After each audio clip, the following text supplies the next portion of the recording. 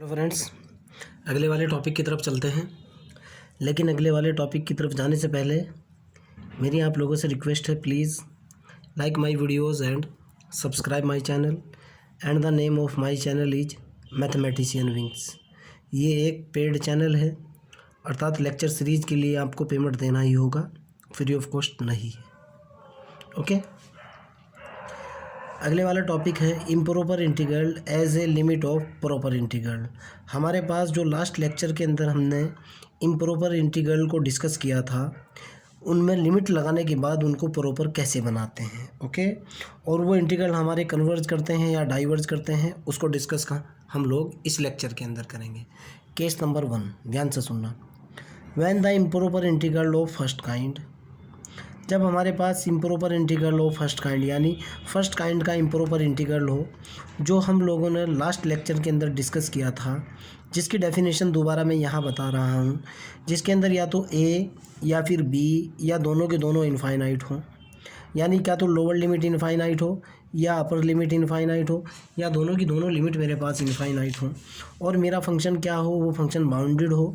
Okay, तब ध्यान से देखना है बेटा, अगर मेरे पास अपर लिमिट इनफाइनाइट है एफ एक्स डी एक्स को मैं लिखूंगा, आप यहाँ टी की जगह पी भी रख सकते हो, limit t tending to infinity, lower limit as it is, upper limit की जगह जो मैंने इन्फिनिटी, जिस वेरिएबल को इन्फिनिटी टेंड कराया है, a to t f x d x. Condition है कि टी ग्रेटर देन ए हो। Okay, the improper integral is said to be, ये वाला जो इंटीग्रेशन है, ये वाला इंटीग्रेशन, अब इसकी बात करूंगा मैं, ध्यान से सुनना। ये वाला जो इंटीग्रेशन है, क्वेश्चन के थ्रू समझा भी दूंगा मैं आपको। This integration is known as convergent, ये इंटीग्रेशन जो है improper integral is said to be the convergent if the limit of the integration is finite. अगर इसकी वैल्यू फाइनाइट निकल करके आती है तो मेरा इंटीग्रेशन क्या होगा, कन्वर्जेंट होगा। और अगर इसकी वैल्यू इनफाइनाइट निकल करके आती है एंड डाइवर्जेंट, मैं कह भी रहा हूँ एंड डाइवर्जेंट, अगर लिमिट की वैल्यू निकल करके आती है माइनस इन्फिनिटी या प्लस इन्फिनिटी। जैसे एक क्वेश्चन देखते हैं, क्या कहने की कोशिश कर रहा हूँ। ये जो मैंने यहाँ आपको बताया है कि improper integral of first kind के लिए आइदर ए ज़ीरो हो या फिर बी ज़ीरो हो, सॉरी आइदर ए इन्फिनिटी हो या फिर बी इन्फिनिटी हो या फिर दोनों इन्फिनिटी हो, और ये फंक्शन बाउंडेड हो, इसके लिए आप लेक्चर 1 और लेक्चर 1 का पार्ट 1 देखना, ये डेफिनेशन वहाँ से ऑटोमेटिकली क्लियर हो जाएगी। ओके, लिंक विंक तो डिस्क्रिप्शन के अंदर मैं देने वाला हूँ नहीं भाई, सीधी सी बात है। ये देखो बेटा, इसकी कन्वर्जेंसी, इस इंटीग्रल को कन्वर्ज और डाइवर्ज कैसे चेक करेंगे। मेरा क्वेश्चन है 1 to infinity 1/x dx। देखो 1 to infinity 1/x dx, question क्या है भाई, 1 to infinity 1/x dx। Okay, यही है ना। मैंने क्या किया, ऊपर इन्फिनिटी है तो मैंने इसको फॉर्म बनाई, limit t tending to infinity और 1 to t 1/x into d x. ठीक है ना।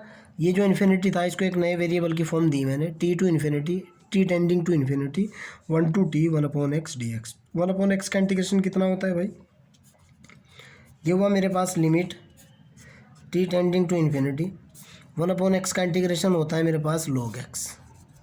ये मेरी अपर लिमिट और लोअर लिमिट बराबर limit t tending to infinity तो है ही, अपर लिमिट डाली मैंने, ये हुआ log t माइनस के हुआ log 1।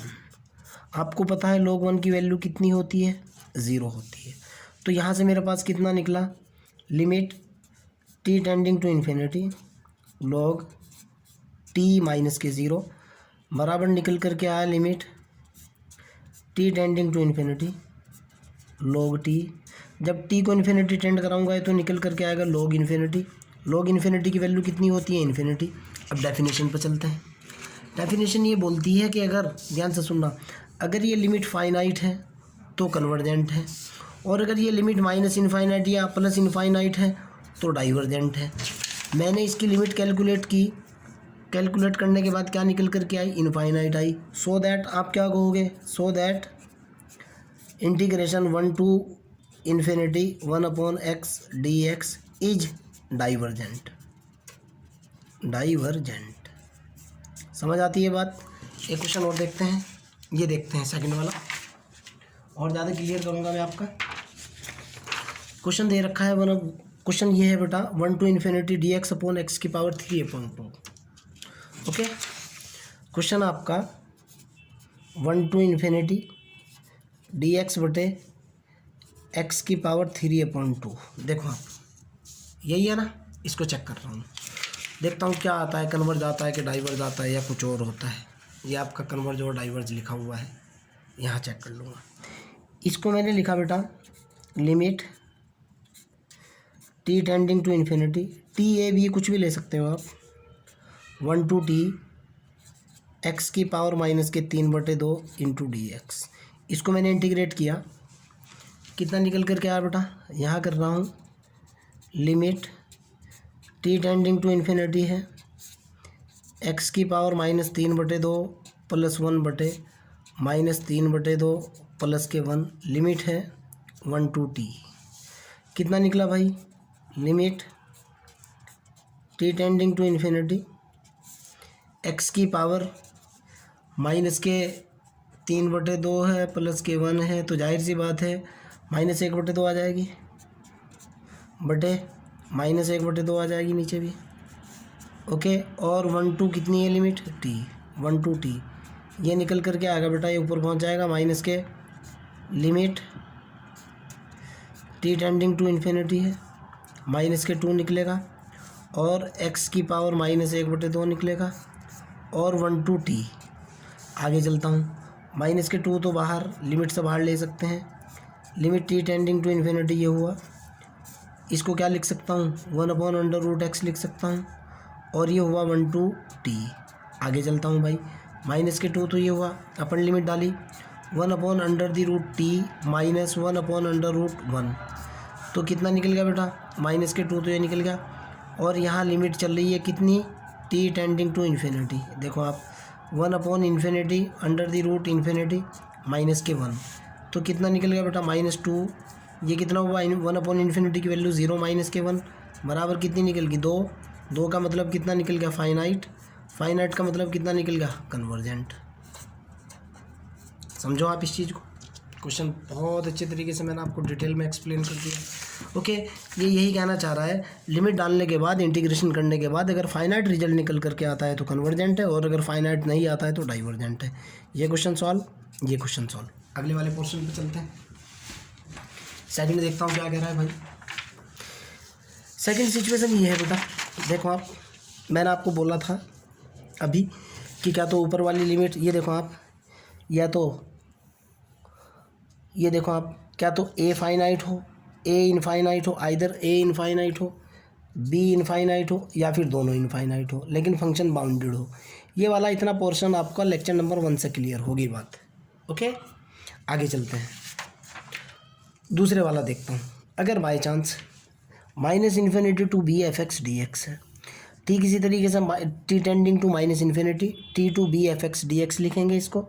ओके, अगर ये वाली लिमिट की वैल्यू फाइनाइट है तो कन्वर्जेंट होगा, अगर इस लिमिट की वैल्यू इनफाइनाइट है तो डाइवर्जेंट होगा। देखो आप, मैं वही लिख भी रहा हूँ, improper integral -∞ to b f x d x is said to be divergent. Divergent कहलाएगा अगर limit t tending to 0 t to b f x d x की वैल्यू -∞ से +∞ के बीच हो,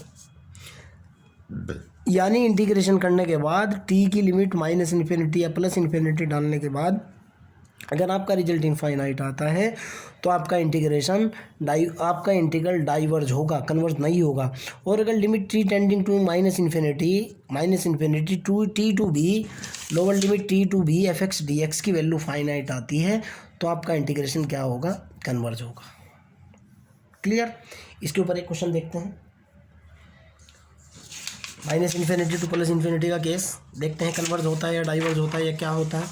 एक क्वेश्चन उठाता हूँ मैं सिंपल सा, और मैं कह रहा हूँ कि इसको चेक करना है आपको, कन्वर्ज है कि डाइवर्ज है।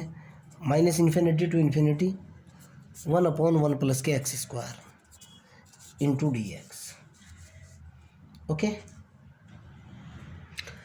एक चीज़ और भी है बेटा, ये इस टाइप का तो क्वेश्चन नहीं है, दूसरा उठाओ आप, ये तो थर्ड केस बन रहा है, दूसरा क्वेश्चन उठा रहा हूँ मैं, वरना आपको प्रॉब्लम हो जाएगी। -∞ वाला क्वेश्चन उठा रहा हूँ, -∞ टू, आप इसको चेक करो, -∞ to 0 sine hyperbolic x d x. मेरे को चेक करना है कि ये कन्वर्ज है या डाइवर्ज है। ओके, चलो भाई, मैंने इसको क्या लिखा, वही same concept, limit t tending to minus infinity, और ये हुआ कितना भाई, कहाँ से कहाँ तक हुआ, t टू 0 हुआ, और ये हुआ साइन हाइपरबोलिक x हुआ और dx हुआ। क्लियर है ना।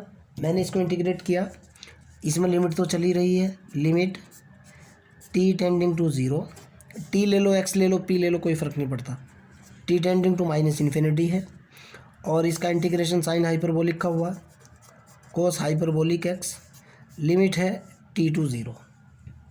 ओके, मैंने इसके अंदर लिमिट डाली, limit t tending to minus infinity, ये हुआ cos hyperbolic 0 minus cos hyperbolic t। Cos hyperbolic 0 की वैल्यू 1 होती है, आप जानते हो।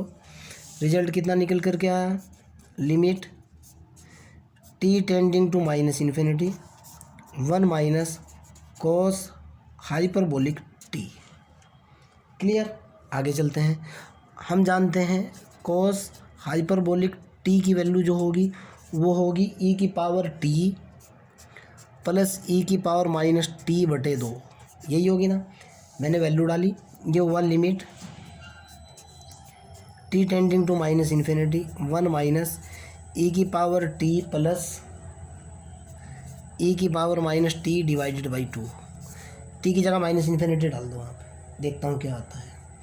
पहले वाला निकला 1 माइनस e की power minus infinity plus e की पावर प्लस के इन्फिनिटी बटे यहाँ तक 2।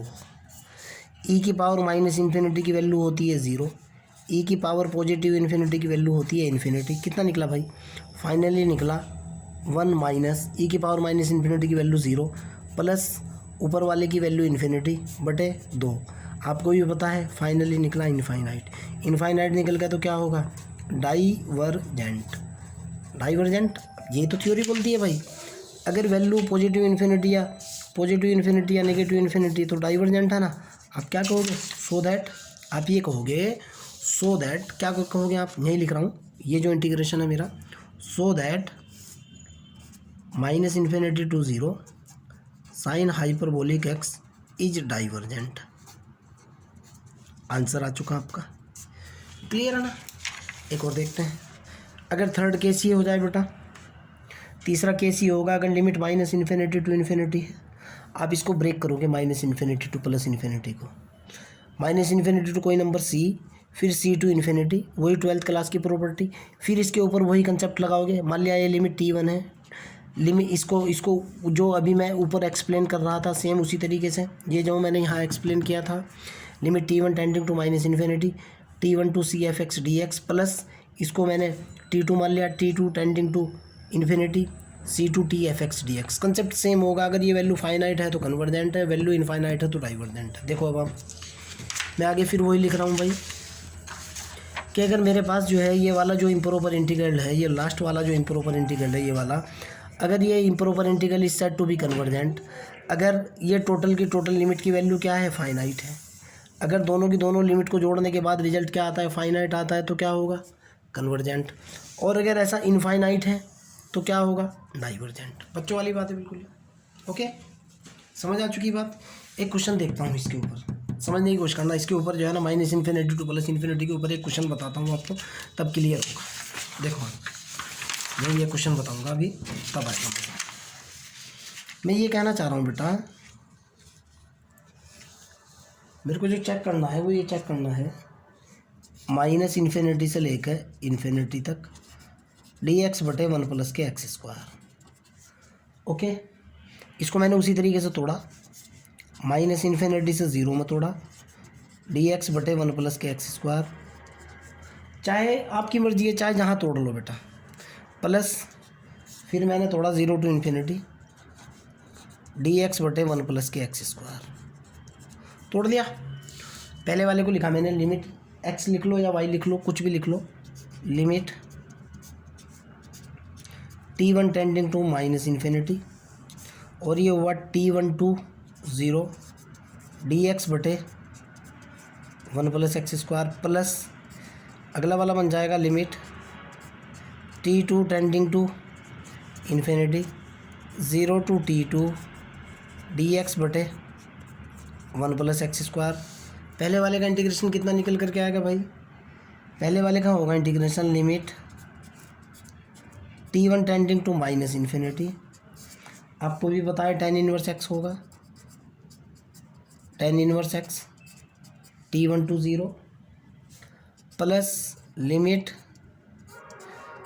T2 tending to infinity. ये आपका कितना होगा? tan इनवर्स x हो जाएगा 0 to T2। क्लियर है ना? आगे चलता हूँ भाई। यहाँ से मेरे पास कितना निकल करके आएगा बेटा? Limit T1 tending to minus infinity. ये होगा tan inverse 0 minus tan inverse T1 plus limit T2 tending to infinity. ये कितना होगा भाई? tan inverse T2 minus tan inverse 0। Okay, ये कितना हो जाएगा भाई जब इसके अंदर लिमिट डालूंगा मैं? ये तो होगा tan inverse 0 0 tan inverse minus π/2 minus से प्लस हो जाएगी भाई tan इनवर्स, क्योंकि tan इनवर्स माइनस थीटा बराबर होता माइनस tan इनवर्स थीटा के, प्लस हो जाएगा tan इनवर्स इन्फिनिटी की वैल्यू कितनी होती है? π/2 और प्लस tan इनवर्स ये इन्फिनिटी की वैल्यू फिर π/2 माइनस 0। π/2 कितना निकल गया? टोटल पाई निकल गया। पाई निकलने का मतलब क्या निकल गया? फाइनाइट निकल गया ना, फाइनाइट निकल गया ना, फाइनाइट निकलने का मतलब क्या है? ये वाला इंटीग्रेशन कैसा है? कन्वर्जेंट। ये बता रहा हूँ मैं आपको। फिर भी अगर आपका कोई डाउट है, कोई प्रॉब्लम है तो आई विल हेल्प यू। भाई बेसिक थ्योरी तो यहाँ तक मैंने क्लियर कर दी है। अब इसके जो है कम से कम 10 12 15 क्वेश्चन कराऊंगा, फिर इसके जो वेरियस टेस्ट हैं अलग अलग तरह के, उन टेस्ट की तरफ जाऊंगा। ठीक है ना? आज के लेक्चर में इतना है। बाय।